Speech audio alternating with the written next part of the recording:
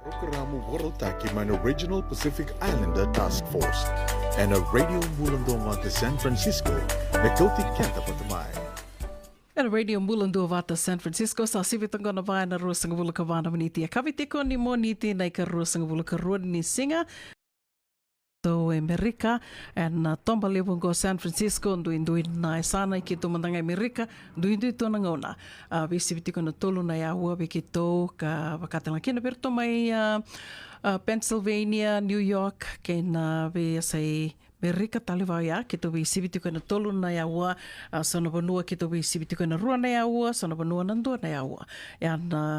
ken bakita meratu na banua lewong go na banua Amerika yan to bakamin binaka tiko ni rawan ni damay dua bata tiko damay berong din domo tiko na nonda bata bata ngo na radio bulan do bata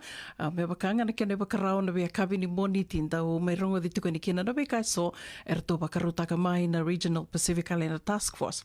goendo na isongo songo kartondo we toko ni bakalebu be buke bakalebu and kena di bakitiko na radio bulan do bata ken ando mai o seiti ko yani na be buke so mai na be tambana ni mbule so ke na be tambana so karando be buke tiko membaleti kenda to na ngole mai na be matani to vaka mai na wasa Pasifika kenda to sa mai baka tiko and na vanua lewongo Amerika ya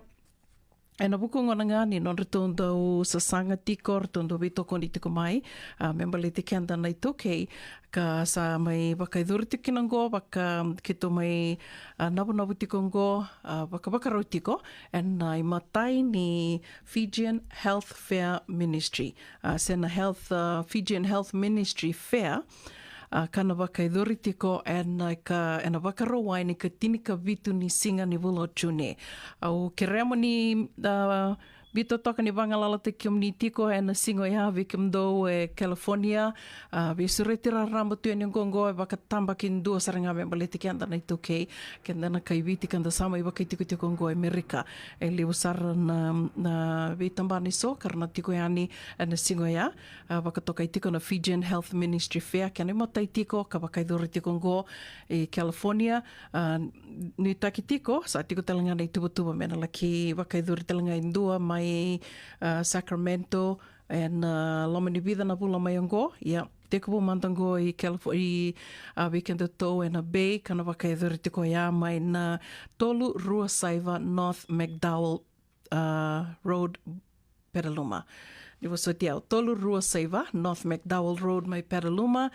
go membaliti kenda to ke tiko and bay bakatanga ken wikim do mena Sonoma County Marin County wakaidori tiko na Vakarauwai na ikatika vitu ni singa ni volo tune te tiko na tinika ndona kaloko na mataka kena tolu na kaloko ene kavi tabo soti manda na wakaidori kina Seo dei so ti manda na tiko kina tambana da so ti na tiko ni kina merna na laki venga ravi tiko be kanda na singo ya Matai to vakaidor talitunga kina na isongo ni marama mai na Petaluma Wesleyan Church Songo ni marama mai na Petaluma Wesleyan to vakarita ki daka ni linga talitunga ni singongo vakaidor tunga na bonova tanga ya to no vakarita ki daka ni linga tiko kina lewusar na ka to no boli taka tiko kina ka vakatanga kina na kakana na lewusar na kakana no boli taka tiko kina bambuta na barbecue na idoni tea na boli taki talitiko nga na singo ya karto wakita vitiko kina na isongo ni marama kerto talanga na turanga rito no wakita vitiko na kena wakarutaki ko boli taki tiko na kakana bekianta enda longoleani na Petaluma Wesleyan erto no wakarutaki tiko ya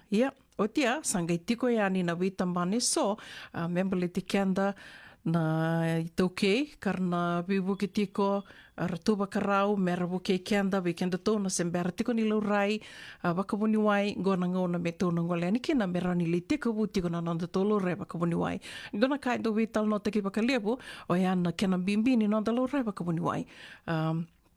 ke la weekend mai viti to sando mata tunga weekend ya roni kai na be mbaki sauti do mata tunga me to sambadanga sa tingan sa bimbi na mate to sange kutikenda to ya ni balimbula o ke la ngona talanga go e sa libu sar na songo na vitambana nimbule so er sa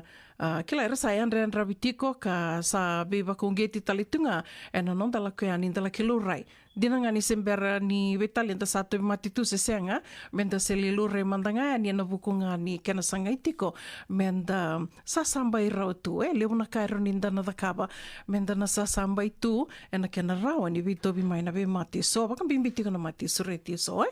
kongone ambimbi kina wekenda tona sama itiko ngo Amerika metongo le ani tulaki vakayanga takana vengarabi na Vakarauwai kitu ena singo ya na singo Vakarauwai ni ketika vitu ni singa ni volotune veisureti raramba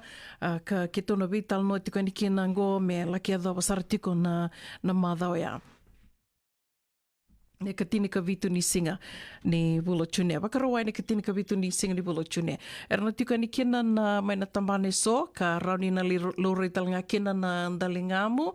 ke vakai sa senga tiko ni vinaka na nomu rongo dana ka o vakilani sa via para tiko vakalilai goe dona ngona menta na lako ani da lelo re kina rao ni sa teko vosarangani kiana kiana lelo rai na dalingamu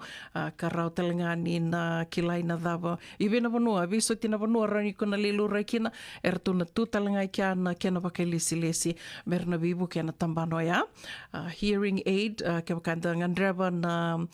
irongo ya na vonovi na kamenda tuna li teko vukina ko ya ka vakatalanga kina tuna tambana kartona laki reide tiko na roni na lelo rai tumbu tiko na munra se senga lebu tiko na suka se senga na vi kavao ya vakatalanga kina na kena na nonda dhula na dhula ni tatarovi ni matitaka se na flu shot ko ya tuna tiko talanga kina na kena vakalisi lesi ka vakatalanga kina ndo na mate ka sakile tiko sa konei tiko vakalibongoa ni sa vei tobi teko vakalevo weekenda mai na sengolenga weekenda tona ngole mai na wasa Pasifika vakatanga kena veira mai na ve matanitu vakaisia karsame vakaitiko ngo Amerika o ya na hepatitis B na hepatitis B na ka vakandomo mbula kina ni senga ni kilai na kena symptoms senga ni ndo na kena vakatakile kila ke vakai sa tobi kutiko ona senga ni kilai sa tobi ni sa tobi kutiko na hepatitis B baleta ni ona senga ni vakilai ndo na mbada ana o te vida na embaki na ge lakolako nga kila sonongona and the rongo de so ni ramate na cancer ni na liver cancer kila undurungo tumbek na cancer ni ngada endo tukunitu o kweda be tu ko na cancer ni ngada ya o bakasama taktiko na liver cancer go lore talitunga ni sa toso daki tiko na kendi wili na tu weekenda na matingo na liver cancer o kumbi tiko weekendo na was Pasifika gainda dorongo de so ni tobira na cancer yo endage kila ni uira sanga ni do vakatabako baleta do tuna do vakasama do liver cancer se lung cancer baleta bekanga no vakatabako ndongo numbia ya ngo ke vakarongo de ndua mate no buku ni cancer ya esa rani kuna daka saranga me karo ni ona kila ni riri tubi ko itiko mai na hepatitis B sanga ni ona kila sanga ni na lurai vakavosara ke vakamolaka ani molaki vakandikevi and kena vakandikevi na matengo sena teste hepatitis B testing 5 miniti nambalavu ni kena turi na testongo kartona tiko talangani kina na vakalisi mai na SF hepatitis B free and tona tiko ani kina na singoya ke vakawela ki vakandike vitalanga se mona laki test and hepatitis B gona vinaka mona ngole ani kina tona tiko talangani kina na vakalisi kartonga rava tiko na cancer ni wawa se na colon cancer na dambeka na kena bimbi sa konei tiko vakalevu ni levu na lakomai na was Pasifika e vitu ko beira na colon cancer sena cancer ni wawai kai totoka kinango ni do ko sartunga ni vakatakila ni wawa o tia sanga tuna vika so raunin dan klasa ngona da vakilani sa mos tuna kitenda da gaisanga tuni kila dave mosikina go rauni ona li reda na vakatakile kili ni wawango ona ngai kila na dava esa raunin ngai vakaimbalembali viko i kombekango endo mos tukina na kitengwe sona vudela la sona mbola la indo kunde na nda wawa na polyps koya ke vakauna la ke vakandikevi and kena do vakandikevi na matengo na colon cancer vaka na edana tiko na colonoscopy and na rawa ni na lakindikevi kina ka laki kautani nambo ka tumbu tiko e na lomani wawa e ai rauni o na nomuisa sambai tiko e na mate se na cancer ni colon, se na cancer ni wawa. Baleta ni sa toso dake talitunga na i wili ni tauke se o kenda me na wasa Pasifika. Wakatala kina o ira mai na matenito waka e sia ke ira talanga na kai Merika lolo ai. E konei ni lebubira e tōwira tiko se lebubi kianda e tōwi kianda na mationgo na colon cancer manda e ndo tukuri tū i liu ni kila me ke wakai kusamba ki lima sanga wulu sandondo mo na ngole ani vivuni wai mo laki kerewa me sao laki ndikewi e na mationgo na matini cancer ni wawa na ken ndikewi a wakatoka i tiko na colonoscopy ndo tukuri tiko mo samba ki lima sanga wulu if you're 50 ndo mo sa lako e ani mo laki ndikewi na na wakindindiko ase na na colonoscopy.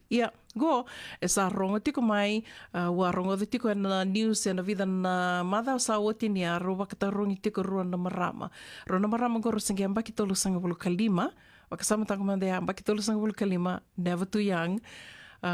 Ka tobi raungo na colon cancer. Vi talno teksar tiko pakalibu we ira na tambana ni mbula so baleta ni do na numi tiko ni ambaki lima sanga wulu na ambaki ndondonu mendala ko ni kina mendana la kindike vi ngo senga sa to so sumbu mai na ambaki ni bula ke sa ambaki tol sanga wulu la kodake sa ndondonu mo ngole ani vivu ni wai mo li toko no wa rambeka ni wakadurbe au na colonoscopy sena kena ndike vi na wawa baleta ni kila ni o sanga me o waka kawa tu sona ka mo rani na sasamba itukina e na vi mate so o ira e songa na waka lesi songa na tambana karna tiko yani e na singa ka salo kudi tiko ya na ka tin ka vitu ni singa tune Vakarauwai na ka tin ka vitu ni singa ni wala tune e na tiko na Health Fair Ministry e na tiko na tinikandoa na kaloka na mataka ki na tolu na kaloka na kavi e na ngaimbituka nina ki na tikindua e na nanda wata wakaithuri tiko e na tolu rua saiva 320 North McDowell Blvd mai Petaluma wolek sara raura sara na ki na ni wakanda didi dhaki tuka ni vango mai na mai San Francisco mongole dhakiani se o kalandi ngole dhakiani exit na Washington Boulevard wolek a toka ngai kia seng so tini awai loma e to toka na vanua kana wakaidhuri tiko kina na songongo e na singa Vakarauwai ne ka tinika vitu ni singa ni wulo tune mai na tinikandoa na mataka ke na tolu na kaloko e na kavi. Wakai tabi tiko kartobi to koni tiko e na kena mai mbiwata tiko na nonda songongo se na Fijian Health Ministry Fair na nonda na leilo raingo kena vi katale so e wakaruta ki tu tobi to koni tiko kina na i songo lotu e so me waka na arto na songo e tolu na kena nivo tobi to koni tiko kina na kena nivo wakatelanga kina orto mai na Petaluma Fijian Ministry ken Petaluma Wesleyan Ministry Radio Mbulando Vata ken Regional Pacific Islander Taskforce gorina vi songo so karabito koni tiko na kena biwata na nonda laki laurai tiko and vitambana so mai virna wakalisi mai na vitambana ni mbula so ngandrebi wakalebu mendongo leani da laki wakai tabikina senga ni ndona kai somi obi wakande tanga ki senga ni ndona kai somi e senga ni ngandrebi kina na insurance senga ni na tarongi kina na nomuni ID ni ndobi nakngana bibono kede menda lako kina da kotunga no da ID but just in case e senga ni na ngandrebi kina ndona ka na dava sarmanda mbimbi kina menda vital no takana be kavango se menda la koba yani da la ki vakanga takana be kavango no be ngarabi bango senga ni somi America na dava mbimbi kina au be senga ngo ndona vital no ke roa vakaidora ke bread vikiomni nando vakamurete ko mai na radio mbulando vato ni sana kila tiko bread hamada andua kando mai vakaita vitiko na nonda ve talano na singa vakarambuka vakailabo na vakarambuka na nonda porokaramu ando mai vakaita vitiki na bread o tia na mother sawa tiki robe talno tiko aunge tarungi ko bread na mbaki tinikawalu na mbaki na nona venga rabitu mai na company venga rabitiko kina kartondo boli takatalanga na insurance kana ve matangali insurance so na life insurance wakatala kina na health insurance aunge tarungi ko mai na tinikawalu na mbaki na mo venga rabitu kina na company ya e vida manda na bubale o sa bukeira na kena sa maiado na lenga ka sa saumi na non-reclaim. Ngai tuku no koe una na tini kawalu na mba kiong koe sembera saranga nindona mata bubale senga nindona nungu client e sa mate se me sa somiani na claim and non-ra insurance policy. Au kurumbu i taka wakalevu. Gona buna, sange amba kilima na nongu benga ravitiko e na kambani ngona Lincoln Heritage, eh? Wikim nina sa kilatiko na Lincoln Heritage, nina kilatiko ngona na it's a life insurance company, wakatamba kindua kena final expense coverage funeral funding, eh? Na kena Vakarauwai, no da Vakarauwai teki kenda na ngona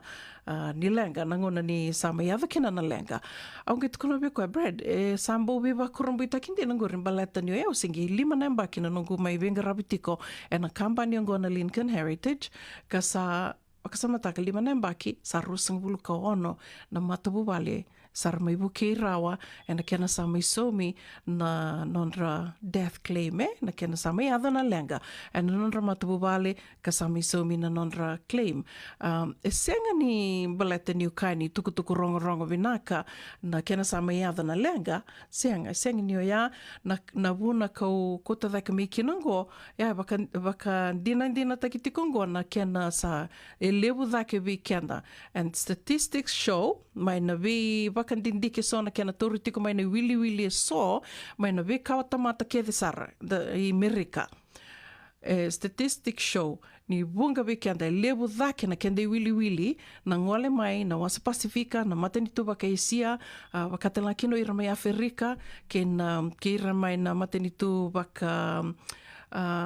Spanish, Mexico ira na ngole mai vau ya levu dhake vi kenda enda mai mate ni ngole mai Amerika Gai bakan dina tengone ang baleta ni senga beka ni na doutor bakan bimbi o kenda na bimbi ni nonda kania na kakana vinaka se na kakana the right foods, na kakana kabinga niti ke na nonda mbaki ke baka sa tiko na mate na kakana dhava menda kania and do baka wele takatu we all love our food ya na kai tiko yo endon kai biba kurumbu itakindi no ya Tini ka walu na mbaki na nona benga ravi mai na turangongo e na insurance. Lebu uira na nona clients kila uira na ke balangi, uira na ka iesia, iera sudhi ke, rasa ke mirika tu.